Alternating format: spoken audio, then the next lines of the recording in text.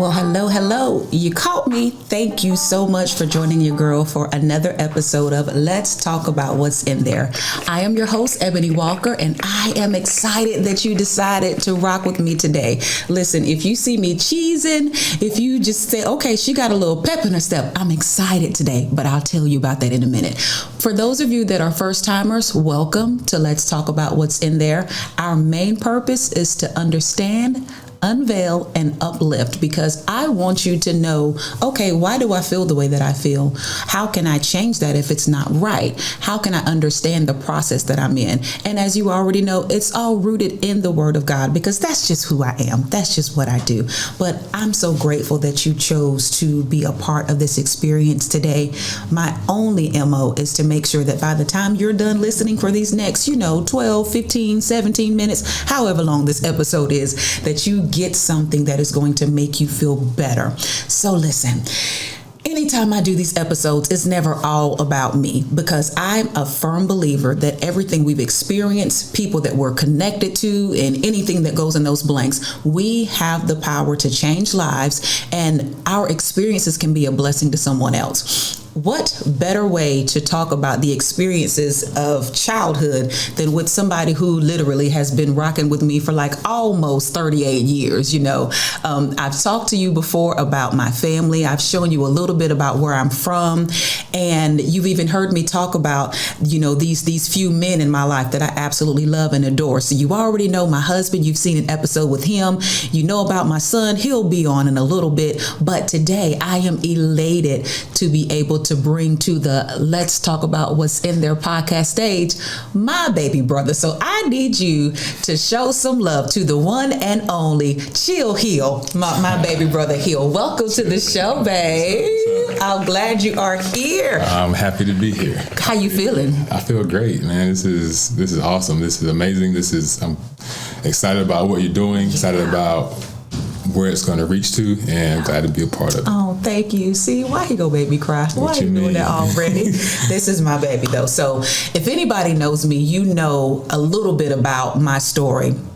One of the things that I always talk about, and even people that knew me from like way back in the day, like when I won't so saved, when I won't so nice, we ask him, ignore him clearing his throat, because we ain't going to talk about that. I might have that. Trying to check his mic. But there was a time when I was mean. I don't even know no other way to put it. But I wasn't just mean just because. I was very protective. That's a better way to put it. And it was me and him. That's just what it was. And we learned so much because of how we grew up. But we're going to dig into just a little bit. Now listen, if you want to know some tea, this probably ain't the episode for you. Then again, it might be. But one of the things that I'm very transparent about is our upbringing, some of the things we went through growing up, and even some of the things that we're experiencing right now as adults. And in our adulthood, you would be shocked by some of the stories we tell you, but baby, we ain't got time to go through all that today, okay? But one of the things, I'm just going to jump into this because we don't have no formal nothing. I'm just excited that he's here. But the person that you see now, the relaxed, the laid back, like that's him. That's always him. He's always got that vibe. And if he don't have that vibe, we were laughing earlier because if he chilling and laid back, let him stay there. Because if he get up, the problem is you ain't got to worry about him getting up. You got to worry about me getting up. I'm sorry. Like but man, so let's talk, babe. We've been through a lot. We've seen a lot. We've experienced a lot. Yeah. A whole lot. Like we ain't even got time to go into all that. I know where you want to start. Yeah, right. But it's amazing, like the stuff that we experience as kids and even as teenagers and young adults, to where we both now have this mindset of we're not going to let anybody like steal our peace. Like if you're chaotic, if you're filled with drama, we ain't got time for it. You can't have time for anything like that because you're just not on that same playing level anymore as you were in, I don't want to say previous life or I'll say previous stage. I like to say stages so it can be all inclusive since we're all here doing the same thing together. But there's just some things that you can't tolerate anymore. And that's kind of hard to deal with, especially when some of those things you can't tolerate are the people that you love and you've come up with and spent this time going through these journeys, and then it just turns into something else and you're stuck back reaching sometimes, but you gotta pursue your peace as one of the topics that we were talking about. Yeah. I love how you say that you want to reach back sometimes, because it's amazing how we can be done and over with something. Like we can be out of it. We can know I'm out of it. That's not me no more. I don't want to do that. Yeah. But because of love, because of connection, because of loyalty, or even because of guilt, we sometimes find ourselves, well, I'll just go back to this at one time. Why are we like that, man? Like, why do we do that? I asked you that before too. And when we dive into it, started diving into our childhood, to which at that point as a child, I didn't think that I didn't have peace per se. Gotcha. Because I had a protector or something's going on, or we don't even know the things that we know as when we become adults. Right. We're children, we live as children until adult things start to happen. But I don't know why we want to save everybody, and I feel like we get that. I don't know why we get that, and I hear that a lot when I without even like talking to people. I just say certain things. The first thing somebody says back to me is like, "You can't save everybody," and I'm like, "How you even in my head?" Right? Like how you get that? How you know that? Is it on my face that I think I missed the save? Do I portray that? And maybe I do, but I don't think I do. But I wonder why it is that we're like that, because we're both like that. So again, if you're new to my brother and I, we grew up in a home with parents that, had some addictions. They went through a lot of different things. And anytime people that have known him all of his life, especially his friends, it's funny because my brother got married almost a year ago. And one of the things that I thought was so funny is how they kept thanking me for how I raised him. And I was like, what? What do you mean? But even our mother, she'll sometimes say, well, Ebony thinks she his mama. But to an extent, I'm not going to say I had to be, but that was just that, like, I got to make sure, or I felt like I had to make sure that he did not see as much as I did. And I think that sort of bled over into that hero mentality or that savior mentality. It's not so much that we just feel like, oh, I got to save you. But deep down inside, we end up trying to anyway. Yeah. And I can't figure, I was on the way down here, I was trying to figure that out. Wow. Like, or even trying to figure out how to let go of thinking that you got to save everybody. Because I know another topic is like the survivor's guilt. And I don't even know what there is to have guilt about, because you made it out somewhere. Right. And we shouldn't have to feel guilty about it. Feel a way about it. Right. I think a lot of people, especially how we grew up, where we grew up at, they expected us, if we can just be truthful, people expected us to be like our parents were, unfortunately. Yeah. And that's, no slight to them. Our father is deceased, but he wasn't in our lives. He didn't raise us. He was around, oh goodness, until I was maybe, I think you might have been 2 or 3. I was trying to think. It was early. And I think I was 7. Yeah, you weren't even in school yet. Like I remember when the breakup, the separation happened, and I was in 2nd grade. So I was like 7. So you were like 2 going on 3. Definitely not in school. And it's crazy how even at that time, it was like, okay, this is what's happening. Because a 7-year-old, first of all, shouldn't know the dynamics of what's going on with their parents. But it was almost like an immediate thing. Like, okay, I've seen, unfortunately, my mother get abused. I've seen a lot. And hear me, let me just make this disclaimer, because I know that somebody will watch this episode and figure that we're bashing. Number 1, no, we're not. Number 2, this is our story and our truth. Number 3, I ain't scared of you. Okay. But how are we supposed to help people if we're not honest? The truth is, we went through some things and saw some things, but truthfully, there were a lot of things that he didn't see, because I felt like I can't let him see that. I can't let him be privy to that. I can't let him feel that. So then growing up, it was almost like it was maybe a void of something, but it was still like, nah, you didn't miss nothing. It's okay. You're good. And then we get older and it's like, well, I made it out. I'm not on drugs. I'm not, doing all the things that family thought I would be doing. They just figured, oh, you're going to be just like your mama. You're going to be just like your daddy. You're going to have this. You're going to have that. But we chose to be different. And I think we chose to be different because we saw what it was and we didn't want that for ourselves. I think the first part of me, again, choosing to be different was when our father wasn't there. So I would hear the stories about who my father was, what he did, some good and some bad, whatever. It's not a bashing thing, but for how I felt like he made some people feel, I tried to disassociate myself with him, and I wanted to choose to be nothing like him, which I still end up doing a lot of things, like not in that way, not the bad things, but still experimenting, right? And that's what's crazy. Listen, I wish that I had thought about this before and gotten a picture, because if you see our father, oh my gosh, this is him reincarnated, sitting right over here. I mean, a spitting image of him. The chill version. The chill version of him. Our father was a very talented man, and that's something I can say we definitely got from him, because he could sing, he could draw, he could build, he could literally do, like, even on his tombstone it says a man of many talents, because he was literally a man of many talents. So he gave music to the both of us. He gave creativity to the both of us. But then I feel like even with our mother, she, in her own way, gave another fight to us, because she's been through a lot. She's feisty. She listen, our mama is feisty. Everybody be like, oh, I love Miss Lisa. I love her too, but don't tick her off. So she is a feisty little something. And even now, she, that warrior in her, she's fighting through something else in her life. But we've always seen a side of our mother that I feel like not many others get to see, and we wish that others could see it. But she's always been fighting. You just said something there. Always been fighting. Always been fighting. Go ahead and talk about that. Always been fighting. What do you think she's been fighting?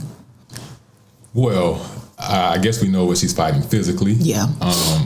But then mentally, that a lot of people are afraid to speak on. And I know that because she speaks to me about this. And I try to encourage her to speak with others that may give her some insight that can relate to her, because we know where she's come from. So I know the things that she's been through. I was there for a lot of it. Whether sometimes she would tell me, hey, I remember I was like, I know I was in the car with you, so you're not telling me anything new. Right.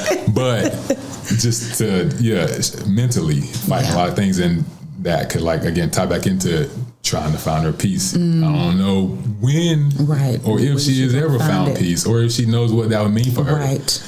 And there's a lot of people that are like that. And again, me in encouraging her to speak on it is my way of thinking that it's going to help her get whatever's in there out, so you can get over that battle. Right. Because a conversation is necessary. Like, we got to talk about stuff, and I think that's been beneficial for us. She's so afraid. Yeah, I see that she's afraid, which makes me try not to be afraid. Again, choosing to be not what we see. Our parents are our first teachers. Yep, absolutely. So again, I pick up on that too. We could have picked up on a lot of other things. Yeah, but definitely. Trying to pick up on what I would want to pick out of the that. beneficial stuff. I pick up on the good stuff. Because we saw a lot. I mean, we saw a lot, and I'm telling you, I'm gonna just be real raw and real honest. I don't know how we haven't lost our mind. If I could just be real, like, I think I struggle with that now when I. You know what? That's that survivor's guilt. That's that. I hate it. And it's so evil, because we feel like it's almost like you feel bad for not being worse off in life, if that makes sense. I can wake up and nothing's going wrong, but I can think about where I used to be, and somebody that I don't even like saying that, because I don't like to make it like it seemed like a separation again. Absolutely. It's not like I can't be there no more. Right. Nor that I'm not wishing to be there. Absolutely. I'm wanting you to get out too, but I want to be able to figure out how to portray that, get that mindset over to others, so they can live in that peace. So they can get help. Walk in that peace, because you're allowed to do that. You're allowed. Thank you. You are allowed to be that, to do that. That is so powerful all by itself. Shoot, that might even have to be the name of this podcast. Like, you're allowed to live in peace. You're allowed to be okay with where you've come from, where you are, and where you're going. And when we choose to talk about what's in there, that will help us be able to gravitate towards that peace. I think because we don't talk as much as we should, then that keeps us bound, and then we get frustrated, and then we deal with anxiety and depression and self-sabotage, low self-esteem, all of these mental health issues, when you just got to stop and say, wait a minute, I deserve to live in peace. I don't have to battle this thing. Don't matter who in my bloodline did it. It can stop with me if I choose to let it stop with me. And I just think that's powerful. Like, that's really sticking out with me right now. We got to learn how to protect our galaxy, if you will. Yeah. It's funny, I think about the movie Guardians of the Galaxy. But what is your galaxy? It's you. It's where you are. It's your world. It's here. Your galaxy is up here. For sure. How are you choosing to protect your galaxy? And that might even mean excluding some people from your life. You got to be selfish in that way. You got to be. It's not really selfish because if you're not going to look out for you, I know I'm trying not to sound cliche, but who is going to look out for you? You got to be your first. I know you have God, but you still gotta. You gotta do your part. Yeah, you gotta do your part. But you have to do your part. Absolutely. Because nobody's gonna really do it for you. Wow. And if you're waiting for somebody to come do it for you, you're gonna wait a little while. Wow. And we waited. We waited. And I think in our 30s and now for me 40s, it's finally starting to click. I wonder, why do you think it takes people so long to get to that point where it clicks that they don't have to put up with things that steal their peace?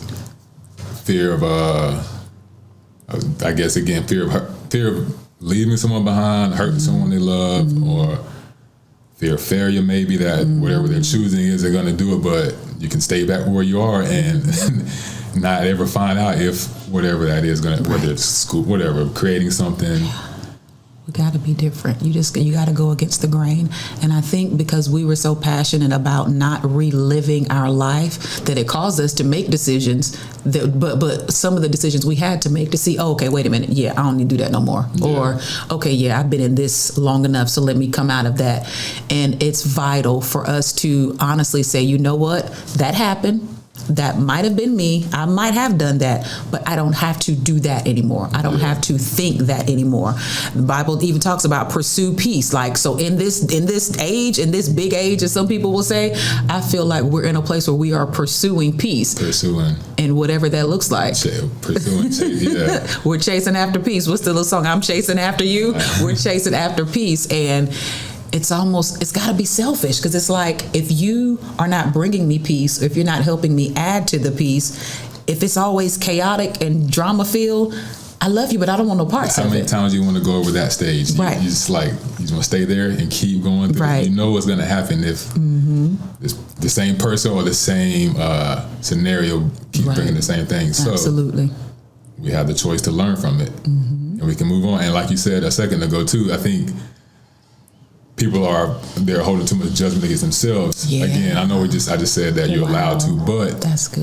I think about that when I think about our mom, and I don't mean to bring her up and everything, but that's fine. That's she's real. Just someone that I communicate with a lot, and I learn from a lot still. Yeah. And if I just see that, people wouldn't hold so much judgment for what they did 40 years ago. Yeah. It would do wonders. I think that. I think that 10 years ago, yesterday. Right, yesterday. Whatever. So, like, if you haven't learned anything else from this episode, we telling you to let it go. Like, seriously. Yeah. If you hold on to the past, if you hold on to anger, frustration, aggravation, all of the things that have tried to keep you bound, you find yourself in a never-ending cycle.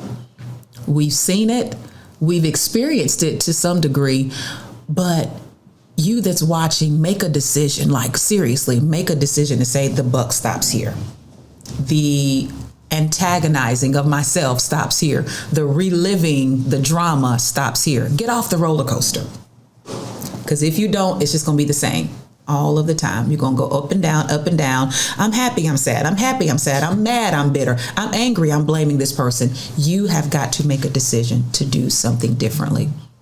Listen, I wish we could do like 2, 3, 4, 5, 6 more episodes of this, but we're going to have to come back with a part 2. So, baby boy, what's your closing thoughts about pursuing peace and about getting off of this chaotic ride that we can sometimes be on in life? You just got to make the choice to do, again, I do not like to sound cliche, but whatever it is that makes you happy. And it can't start with what nobody else wants for you. It's got to be what you want for yourself. That's right. And go with that. And you're going to figure it out. You don't worry about how it's going to happen. Just know that this is where you're going, and you'll get there a lot quicker than you think. He said it. So if you just follow those steps, if you can do that, you will get there a lot quicker than you think.